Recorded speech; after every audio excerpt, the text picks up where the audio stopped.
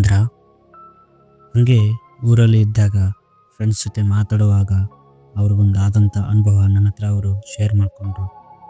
Friends, ನೀವು ಯಾರನ್ನಾದರೂ ನಿಮ್ಮ ಮುಂದೆ ನೋಡ್ತಿರುತ್ತೀರಿ ಅಂದರೆ ಆ ವ್ಯಕ್ತಿಯೊಳಗೆ ಇನ್ನೊಬ್ಬ ವ್ಯಕ್ತಿ ಇದ್ದಾನೆ ಅಂತ ನಿಮ್ಗೆ ಗೊತ್ತಾದ ತಕ್ಷಣ ಆ ಭಯವನ್ನು ಮಾತಲ್ಲಿ ಹೇಳೋಕ್ಕಾಗಲ್ಲ.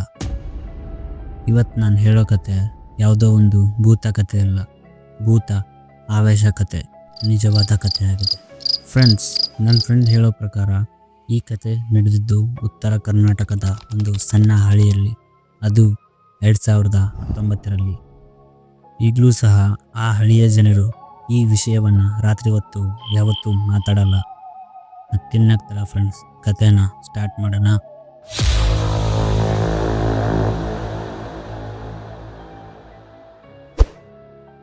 ಅದು ಒಂದು ಉತ್ತರ ಕರ್ನಾಟಕದ ಸಣ್ಣ ಹಳ್ಳಿ. ಅಲ್ಲಿ ಲಕ್ಷ್ಮಿ ಎಂಬ 22 ವರ್ಷದ ಹುಡುಗಿ, ಸಾಮಾನ್ಯವಾದ ಹುಡುಗಿ ಮತ್ತು ನಗುಮುಖದ ಹುಡುಗಿ, ಯಾವುದೇ ವಿಚಿತ್ರ ವರ್ತನೆ ಇಲ್ಲ. ಅವಳ ಜೀವನ ಅಲ್ಲಿ ತನಕ ಸಾಧಾರಣವಾಗಿತ್ತು. ಆದರೆ ಮುಂದೆ ಈ ವಿಷಯವನ್ನು ಮೊದಲು ಗಮನಿಸಿದವರು ಅವಳ ತಾಯಿ. ರಾತ್ರಿ 12 ಗಂಟೆ ಆದರೂ ಲಕ್ಷ್ಮಿ ನಿದ್ದೆ ಮಾಡ್ತಿರಲಿಲ್ಲ.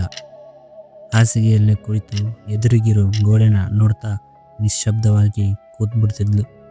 ಅವಳ ತಾಯಿ ಏನಾಯ್ತು ಲಕ್ಷ್ಮಿ ಅಂತ ಕೇಳಿದಾಗ ಅವಳು ನಿಧಾನವಾಗಿ ಹೇಳಿದಳು, ಅಮ್ಮ, ಯಾರೋ ಇಲ್ಲೇ ನಿಂತಿದ್ದಾರೆ. ಆದರೆ ಅಲ್ಲಿ ಯಾರೂ ಇರಲಿಲ್ಲ. ಅದು ಒಂದಿನ ರಾತ್ರಿ 11:45 ಸುಮಾರು. ಹಠಾತ್ತನೆ ಜೋರಾಗಿ ಕೂಗಿದ್ಲು, ನನ್ನನ್ನು ಬಿಟ್ಟು ಬಿಡಿ ಅಂತ. ಲಕ್ಷ್ಮಿ ನೆಲದ ಮೇಲೆ ಬಿದ್ದು ಹೊರಳಾಡುತ್ತಿದ್ದಳು.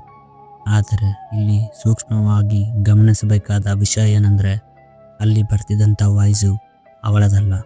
ಅಲ್ಲಿದ್ದಿದ್ದು ಒಬ್ಬ ಗಂಡಸಿನ ಭಾರಿ ಗಂಭೀರವಾದ ವಾಯ್ಸ್. ಅವಳನ್ನು ಹಿಡಿಯಲು ಅವರ ಅಪ್ಪ ಮತ್ತು ಅವರನ್ನ ಹೋದರು.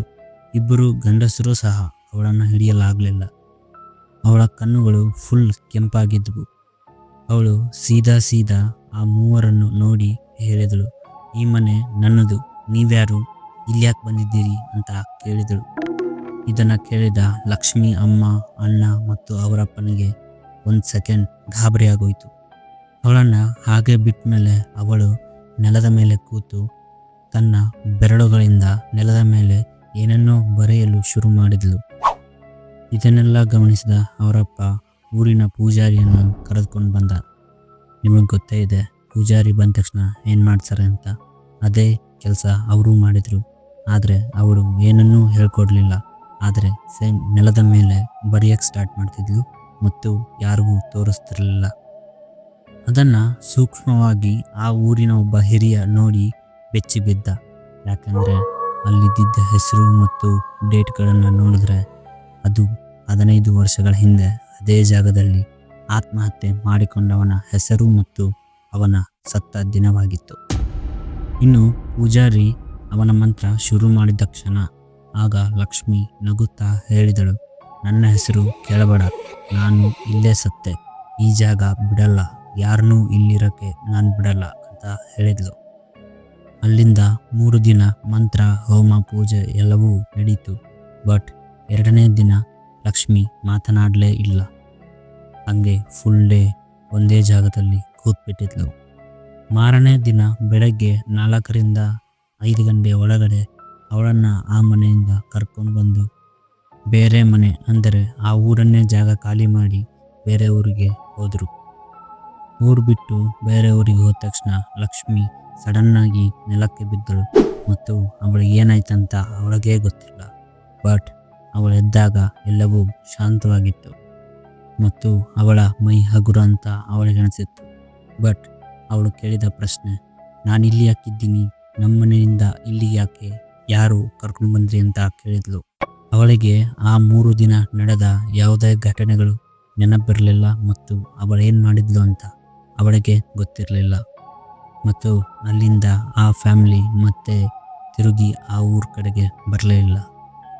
ಆದರೆ ಆ ದಿನದ ನಂತರ ಲಕ್ಷ್ಮಿ ಒಬ್ಬಳೇ ನಿದ್ರೆ ಯಾವತ್ತೂ ಮಾಡಲಿಲ್ಲ.